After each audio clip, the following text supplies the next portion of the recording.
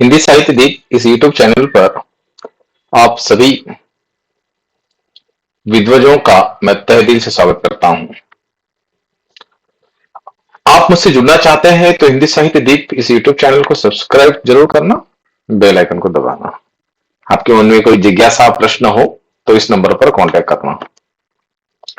Set net MPSC exam 2025-26 विषय हिंदी, इकाई क्रमांक 6 हिंदी उपन्यास। देखिएगा, हम जितने इकाई क्रमांक 6 के अंतर्गत यानी कि 6 के अंतर्गत जितने 10-15 उपन्यास दिए गए हैं उन उपन्यासों को पढ़ना असंभव है, लेकिन उसकी समीक्षा जरूर पढ़ सकते हैं और उसको समझ सकते हैं।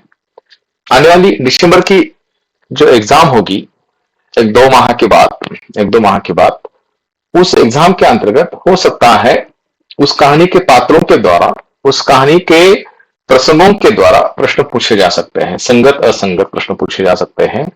उसके बाद क्रम जो है अनुक्रम के द्वारा भी प्रश्न पूछे जा सकते हैं। इसीलिए इन उपन्यासों को ध्यान से समझना, उनकी पात्रों की विशेषताओं को ध्यान में रखना और शिल्पगत अध्ययन के तौर पर जो उनके तत्व दिए हैं, उपन्यास साहित्य के हो, कहानी साहित्य के हो, नाटक साहित्य के हो, उनको समझना बहुत जरूरी है। पंडित गौरी दत्त का देवरानी जेठानी की कहानी 1870 में प्रकाशित यह उपन्यास। पंडित गौरी दत्त का उपन्यास देवरानी जेठानी की कहानी 1870 हिंदी का एक महत्वपूर्ण उपन्यास है, जिसे आधुनिक हिंदी का पहला उपन्यास भी माना जाता है। यह उपन्यास कोई काल्पनिक प्रेम की कहानी नहीं है, बल्कि 19वीं शताब्दी, यानी कि आपको पता है एक शताब्दी कितने वर्ष की होती है? 100। 19वीं शताब्दी के मध्यवर्गीय परिवार की वास्तविकताओं को दर्शाया है। उपन्यास का मुख्य उद्देश्य सामाजिक सुधार था, जिसके लिए गौरी दत्त ने सरल और व्यवहारिक भाषा का उपयोग किया है। यह उपन्यास तत्कालीन समाज की समस्याओं जैसे बाल विवाह, विधवा समस्या, विवाह, स्त्री शिक्षा की कमी और अंधविश्वासों पर प्रकाश डाला गया है और एक सुधारवादी दृष्टिकोण भी प्रस्तुत करता हुआ यह उपन्यास सामने आता है। कथानक कथ्य यानी कि उसमें है क्या कथानक? उपन्यास की कहानी मेरठ शहर के एक अग्रवाल परिवार के इर्द गिर्द घूमती है, जिसके मुखिया लाला सरयू प्रसाद है। लाला सरयू प्रसाद के 2 बेटे हैं, दौलत राम और छोटे राम। देखो, ये प्रश्नों के नाम भी पूछे जा सकते हैं, उन पात्रों के नाम भी पूछे जा सकते हैं। कहानी मुख्य रूप से इन दोनों भाइयों की पत्नियों, बड़ी बहू जेठानी और छोटी बहू देवरानी के बीच के अंतर और उसके प्रभाव पर आधारित है। जेठानी, बड़ी बहू जेठानी अशिक्षित, आलसी और झगड़ालू स्वभाव की है। उसे घर के कामकाज में कोई लगाव नहीं है और वह हमेशा अपने ननंदों और देवरानी को ताने मारती रहती है। वह पुराने रीति रिवाजों और अंधविश्वासों में विश्वास रखती है। उनका बेटा मोहन भी मां की तरह ही आलसी और पढ़ाई से दूर भागता है। जेठानी उसे अपने पढ़ने लिखने के बजाय गलियों में खेलने और आवारागर्दी करने देती है। देवरानी, छोटी बहू, इसकी विपरीत है। देवरानी पढ़ी लिखी, समझदार और मेहनती है। वह अपने व्यवहार से घर में प्रेम, सौहार्द का माहौल बनाए रखती है। वह घर के सभी सदस्यों, विशेषकर अपनी ननंदों या बहू पर ध्यान रखती है। वह न केवल खुद का काम करती है, बल्कि अपनी ननंदों को भी सिलाई, कढ़ाई, पढ़ना लिखना सिखाती है। उनका बेटा नंदलाल अपनी मां से प्रेरणा पाकर खूब मन लगाकर पढ़ता है। देखो, मोहन किसका बेटा है और नंदलाल किसका बेटा है? ये भी प्रश्न ऐसे पूछे जा सकते हैं। बात छोटी सी है लेकिन बहुत मायने रखती है। कहानी में दोनों परिवार के भविष्य में बड़ा अंतर देखने को मिलता है। देवरानी अपनी ननंदों सुखदेवी और पार्वती को शिक्षित कर अपनी शादी योग्य अच्छे परिवार में करवाती है।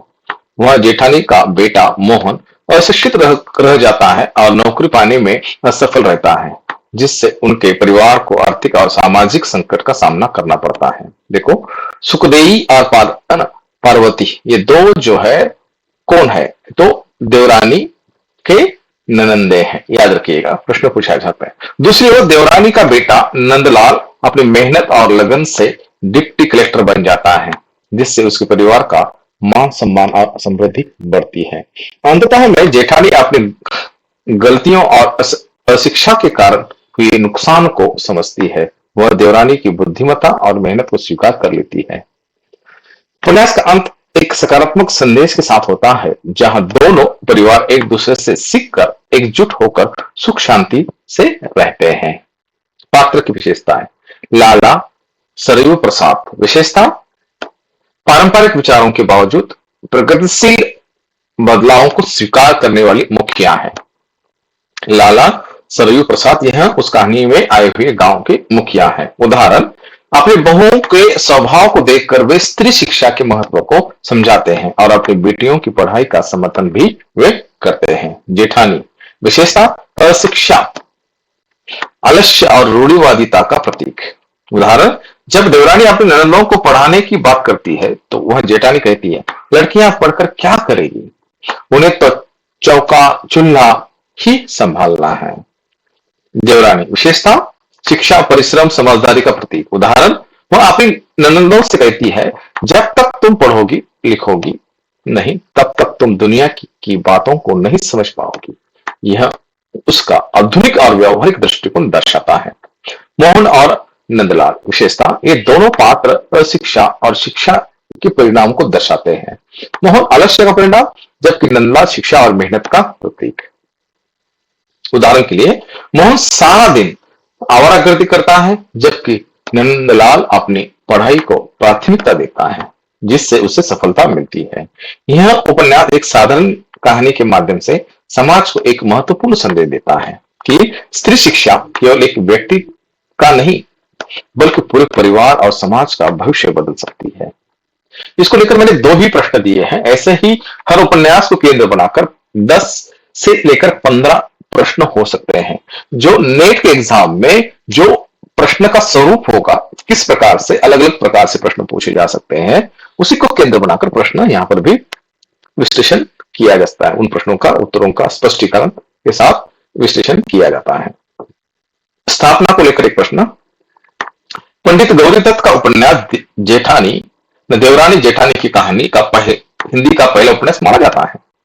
यह उपन्यास 19वीं शताब्दी के मध्यवर्गीय परिवार की वास्तविकता को दर्शाता है और उसका उद्देश्य सामाजिक सुधार था। दिए गए कथन के संदर्भ में सही विकल्प चुनिए।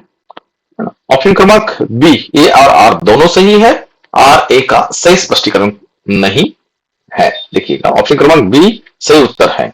स्थापना ए और तर्क आर दोनों कथन सही है। देवरानी जेठानी की कहानी हिंदी का पहला उपन्यास माना जाता है क्योंकि यह आधुनिक उपन्यास की विशेषताओं जैसे यथार्थवादी कथानक सामाजिक उद्देश्य को पूरा करता है। तर्क आर में दी गई जानकारी भी सही है क्योंकि उपन्यास का मुख्य उद्देश्य सामाजिक सुधार और यह उस समय के समाज का यथार्थवादी चित्रण करता है। हालांकि तर्क कथन ए आर का नहीं है। इसे पहला उपन्यास इसलिए माना जाता है क्योंकि हिंदी की साहित्यिक परंपरा में आधुनिक उपन्यास की शुरुआत करता है, न कि केवल इसलिए यह सामाजिक समस्याओं को दर्शाता है। इस प्रकार प्रश्न के उत्तर का स्पष्टीकरण अधिक रूप से हमारे सामने आता हुआ दिखाई देता है। आप एक तो ऊपर ही पढ़ रहे हैं और उसके बाद उत्तर के साथ स्पष्टीकरण जो दिया गया है उसको भी आप ध्यान से रिवीजन के तौर पर पढ़ रहे हैं। देवरानी जेठानी की कहानी के कथानक के अनुसार सही अनुक्रम चुने, यानी कि जो क्रम जो दिया गया हो वो सही चुनना है। देखिएगा, जेठानी अपनी गलती समझती है, नंदलाल डिप्टी कलेक्टर बनता है, देवरानी अपनी ननदों को शिक्षित करती है, मोहन अशिक्षित रह जाता है। देवरानी अपनी ननदों को शिक्षित करती है, मोहन अशिक्षित रह जाता है, नंदलाल डिप्टी कलेक्टर बनता है, जेठानी अपनी गलती को समझती है। ऑप्शन क्रमांक बी सही है। सही क्रम उसके अंतर्गत जो आया हुआ है, ऐसा क्रम जो है बहुत जरूरी माना जाता है। ऐसे प्रश्न बहुत पूछे जा सकते हैं, इसमें कंफ्यूज होने की बात नहीं है। देखो, बी, देवरानी अपनी ननदों को शिक्षित करती है, मोहन अशिक्षित रह जाता है। किसका बेटा है? है ना। किसका बेटा है? देवरानी। मूलतः मोहन देवरानी नंदों को शिक्षित करती है, जेठानी का बेटा है, याद रखिएगा। और नंदलाल डिप्टी कलेक्टर बन जाता है, सही है। मोहन अपनी गलती को, है ना, जेठानी अपनी गलती को समझती है। उपन्यास का कथानक एक स्पष्टीकरण तार्किक क्रम में आगे बढ़ता है। सबसे पहले देवरानी अपने नंदों को सुखदेई और परिवर्तन को शिक्षित करती है, जो उनके प्रगतिशील स्वभाव को दर्शाता है। इसके समांतर जेठानी का बेटा मोहन अशिक्षित रह जाता है, जो आलस्य का परिणाम है। इसके बाद देवरानी के बेटे नंदलाल को उसकी मेहनत पर फल मिलता है, वह डिप्टी कलेक्टर बनता है। अंत में इन सभी परिणामों को देखकर जेठानी को अपनी गलती का एहसास होता है। देखिएगा, हमने बहुत कम और मात्रा में आर्थिक जानकारी लेने का इस वीडियो में प्रयास किया है। हम उपन्यास को पढ़ेंगे, कई दिन लगेंगे, तो उस समीक्षा को ध्यान से पढ़ा, उसके अंतर्गत किस प्रकार की समस्या का निवारण किया गया है, ये सभी बातें इसके अंतर्गत आती हैं। आप नेट के एग्जाम का फॉर्म भर चुके हैं तो आप मुझसे जुड़ सकते हैं और मेरे विषय हिंदी के कोर्स को चुन सकते हैं। आपके मन में कोई समस्या होगी, डाउट होगा, तो इस नंबर पर कॉल कर सकते हैं। बहुत बहुत आभार।